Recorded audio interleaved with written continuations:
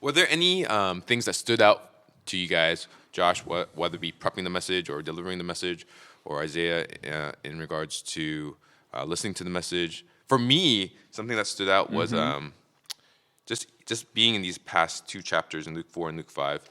It's like Jesus' steadfast love and kindness to the Pharisees.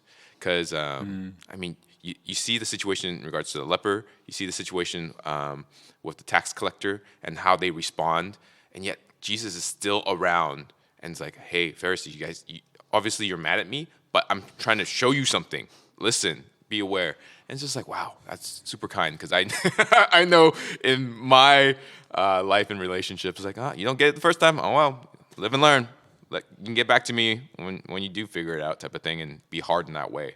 And so God's steadfast love in seeing that was something that stood out to me. And this is an important insight too, because sometimes when you're starting to get God's grace, one blind spot that you can get is you can become self-righteous towards the self-righteous. And so you're like this grace guy, you love grace, you think, and yet somebody that's a little bit, you feel like, into the rules or a little rigid, you're so hard on them, like you have no time for them. And it's just kind of ironic that you are actually being self-righteous yourself about how good you are about grace. And so Jesus definitely came after the Pharisees. I mean, he's going to get more intense as we go throughout the Gospel of Luke, but he had dinners with them too, later on. Right. And he was actually being gracious in trying to expose what they were missing. Right. So hopefully we can be the kind of people that reach out the way Jesus reached out. Yeah, I think that what stood out to me the most was just, I don't know, that danger, and I think it's one of the main points of the sermon, so that's probably a good thing, right? But the danger of focusing on the ritual when Jesus is here, right? And so that is pretty sobering, because it's so funny. Discipline is valuable, and having good habits is valuable, and having that time when in the day you're going to talk to the Lord and listen to Him from His Word, that is valuable. And yet when the ritual becomes the thing, it gets weird. Yeah. And so how can we remember Jesus is here? So I was just reflecting on that post-message question that Joshua asked about line up all the wonderful things that God has done for you in His grace in Christ Jesus, and what is like the rational way to respond to that. And you don't say, oh, wow, I really should put up a system of doing good things, right?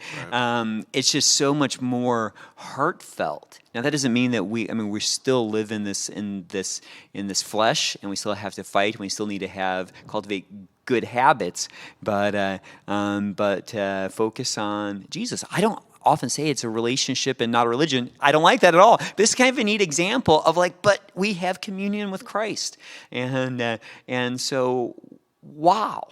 Yeah. One thing that stands out to me that I wish I had said louder, so I'll say it louder now. You get to. Yeah. Is that we're kind of on the Pharisees for fasting when Jesus is there, right? Because they're missing that the bridegroom is there. And they're missing the point. They're so focused on the ritual that they miss the point. But flip it now, we're living in a time of groaning, actually.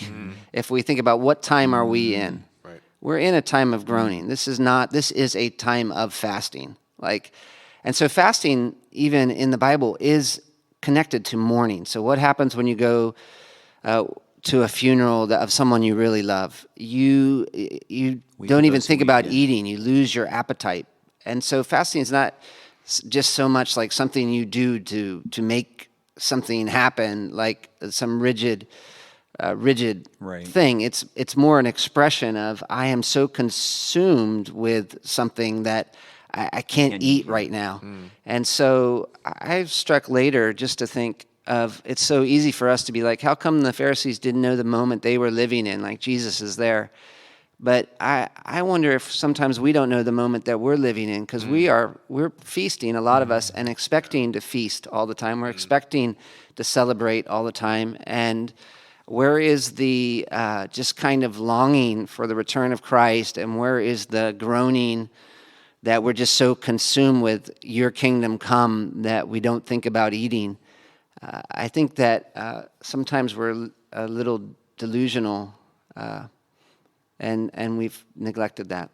So, just for the record, Will was the one who brought up burgers. Yeah, we're not fasting after this. Well, talking about habits. I kind of don't want to leave that though, Oh, yeah. because what Pastor Joshua just said was just so cool. Yeah, I mean, like that is. I don't have anything to say, but that is it really is. It's sobering and wonderful. So I think We have Christ, and it's wonderful, and our hearts overflow, and Yes. we feast. there's a time to celebrate. Yeah. But yet we are longing, Yes. and heartbroken, and I mean, so like it's crazy. The Pharisees fasted, I think on Monday and Thursday, right, to bring in God's kingdom.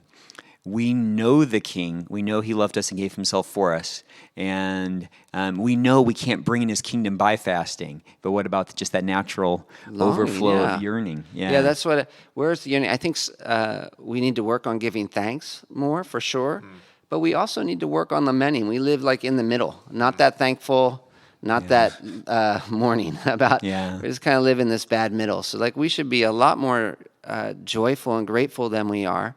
But where is the real mourning? Not just over like I don't have the job I want, or I'm not able to buy a house or something like that. But like the mourning and groaning over like sickness, people dying, abuse. Some of this School abuse. shootings, Yeah, this is not the way it should be.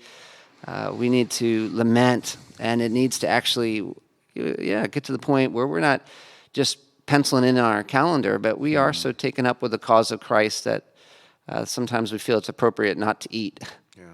It is really interesting how consumerism is like exactly the opposite of those two things, right? Buy, then buy again, then buy again. Buy some more. Right? You just keep Yeah. yourself going, Right. and so that way you don't have to mourn.